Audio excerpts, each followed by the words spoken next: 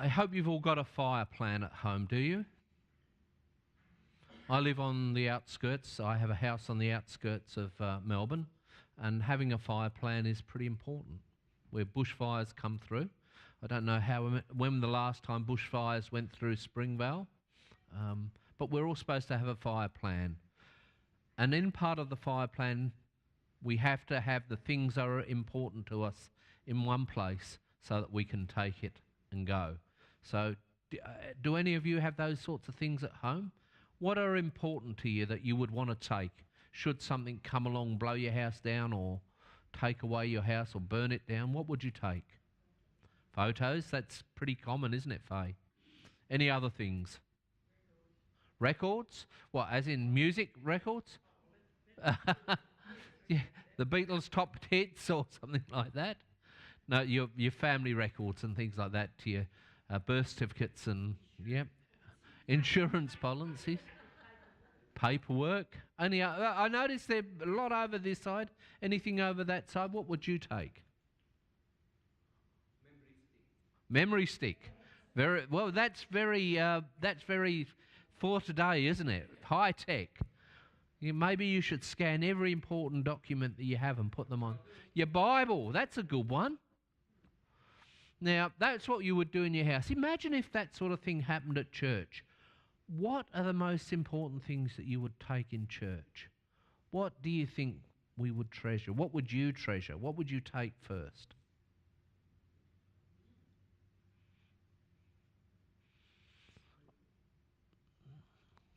Okay, one people up the back there. I think probably you've hit the nail on the head.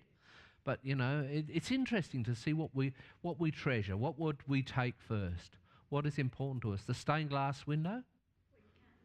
Well, yeah, all right, metaphorically. We can do anything. You know, this, in a sermon you can do all kinds of things. Some of them possible, some of them impossible. Is anything that important that we would need to take it? Other than the people. Although I got to say that in around about 50 years or more of being part of church, you'd wonder, wouldn't you? You know, animals have a way of marking out their territory. In churches, some of the older churches that I've been part of, they've put little plaques on things that become immovable and become so important. I don't think it's that way in this church. I think, you know, we are not really that wedded to our furniture. But you've all heard of churches where, you know, to move something is sacrosanct. Don't move that. The cross. Take up thy cross and carry it, literally. Yeah, well.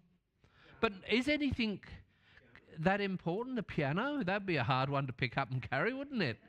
Oh, goodness me, I wouldn't like to do that. I'll leave it to the rest of you. I'm sure Bob and Trevor will be able to find a way of getting it out on a trolley or something like that. Do you know that nowhere in the New Testament does it talk about pews? Does it talk about pulpits?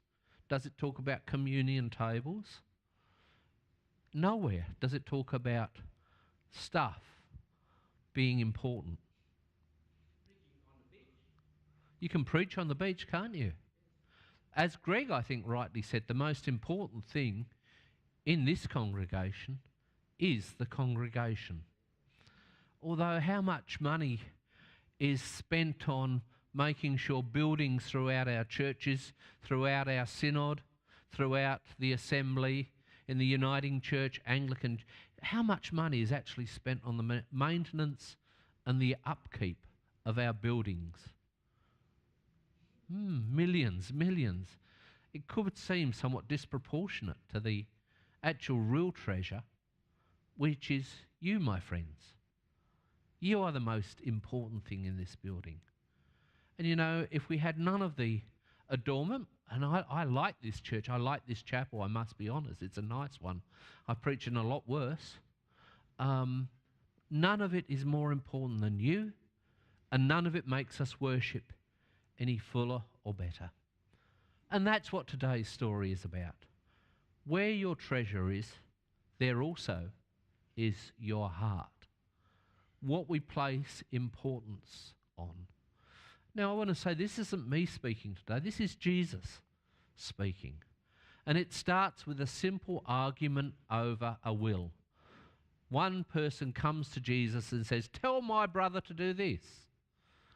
Well, where there's a, what's it the saying, where there's a will, there's a family? People can get pretty riled up about these things. Possessions. What is my right? What I should get out of this. People can get very hurt over what happens in those situations. And someone's asking Jesus to sort these things out. But Jesus sees beneath the question. There is an issue of greed that not only does this man have to sort out, but all who would follow after Christ need to sort out in their own lives. What are your priorities? And there's some things that Jesus says here, and there's some things that Jesus doesn't say here. I guess it's a really easy one to rip into rich people, isn't it, if you come to this sermon? But a parable is told about a man who is a self-made man. My father always wanted to be a self-made man. That was his aim in life, to be self-made, to be some kind of person because of the things that he had gathered round and the possessions that he'd gathered round himself. It was against the austerity of the way he was brought up. His family had gone through the Great Depression, where things weren't as readily available as we see them. I find it funny when you talk to people about getting married, young people today, they want the whole box and dice first, don't they? Have you ever had a chat like that? How many of you got married where, you had to have things like tea chests as tables, or put curtains, put sheets up for curtains, things like that? It seems strange now, doesn't it, that we want everything. We have bought into a consumerist society that says that what you consume is who you are. It's what gives you value, the car you drive, the house you live in. Now, I'm not going to knock that. I like to drive a nice car. Who else does? Oh, it's great. Do you remember what I had when I first came? A Jeep. It was a great Jeep. It would go twice a week, Wednesdays and Fridays, and sometimes on a Sunday if I was really lucky. I have a very nice car that actually starts up nowadays. And I'm glad that there's a nice housing around. And I'm glad to look after myself for the future. Store up some money. Wesley, do you know who Charles and John Wesley were? Any Methodists amongst us? All you Presbyterians can close your ears to this. Wesley. Who the heck's Wesley? But Wesley says, earn as much as you can, save as much as you can, and give as much as you can. So you Wesleyans would know that. So it's not just saying that to have money is wrong, but it's saying what you do with your money is also important. So if we can switch back to where it starts to give the parable, he said to himself, let's have a look at some of the pronouns there. He said to himself, what will I do? I have no place to store my harvest.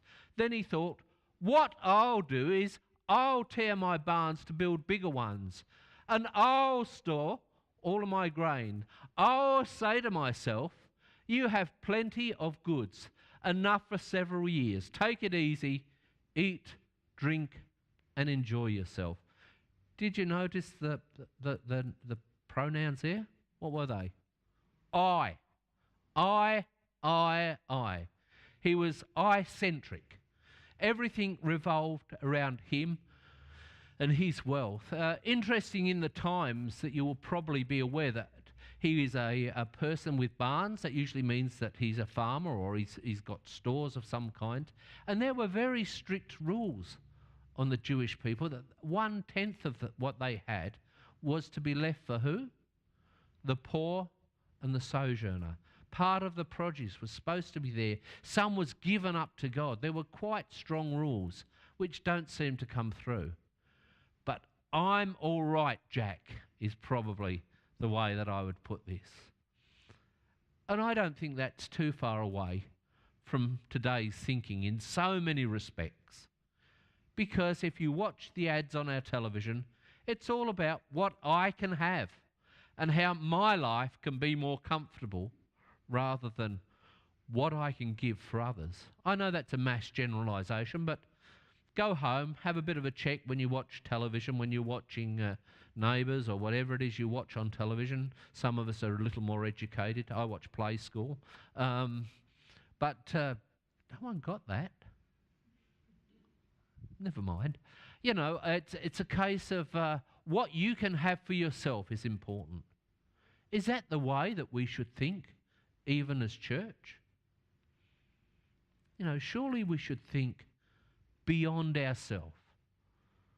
Most of us live sufficient lives, don't we?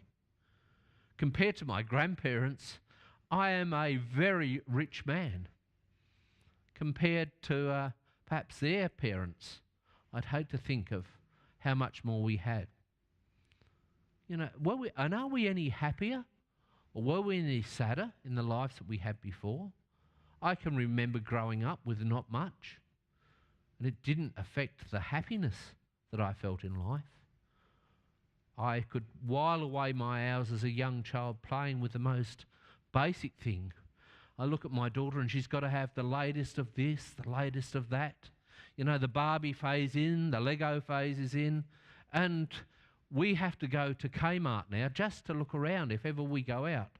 Oh, I want to have a look what's being sold.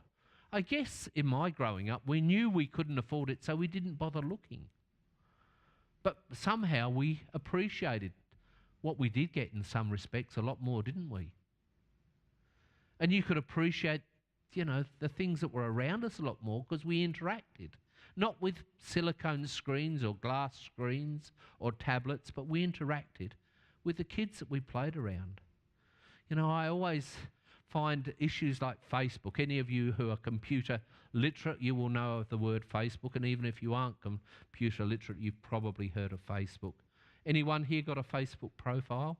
Don't smile. I know you have, Faye. Few of you, yeah? And Facebook has some uses, doesn't it? But, you know, I decided I create a fictitious person on Facebook because you've got to have sometimes to get into other programs a Facebook. And so I created someone. That no one that I created, who is a total fiction, has got 987 friends on Facebook. What does that say to you? Maybe you're friends with no one.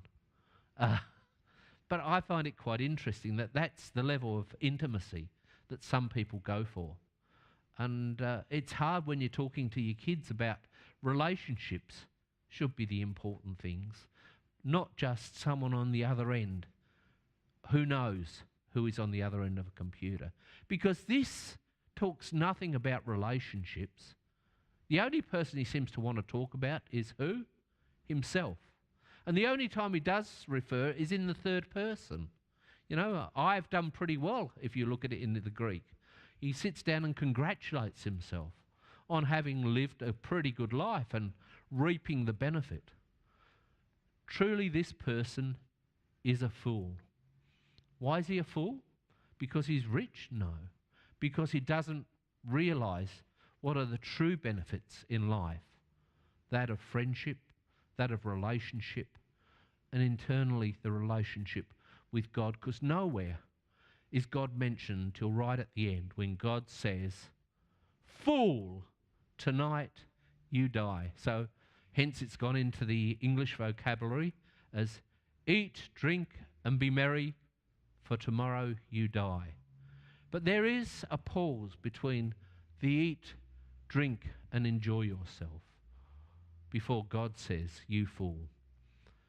And that gap is often the gap that we find ourselves in, just enjoying the benefit of things for its own pleasure.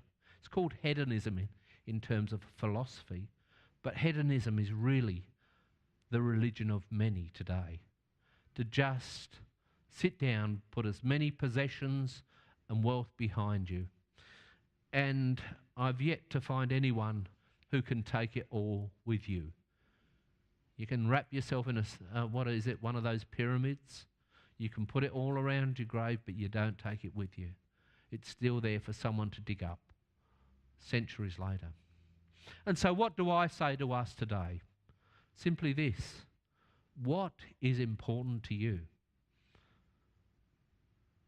Hopefully, it's the relationships you have. The relationships you have with your close family, your friends, your people from the congregation, your church people, even people like we saw last week who come because there is a sense of kinship with someone who is celebrating a part of their life. As we come together, let us always realise it's never about buildings, it's never about our wealth or our possessions. It's simply the people that God has put us in connection with and our relationship with God himself. If I was preaching in a Pentecostal church, I'd say, do I hear an amen? You know, can I hear an amen there? And I think there's an amen to be had, isn't it? Because this is truth, my friends. The important things are the relationships you have. You will be judged on that wealth and not the size of your bank balance or the amount of possessions in your home when the final day comes. May God bless us richly as we live in God's word and seek to live out through the Spirit of God all things. Amen.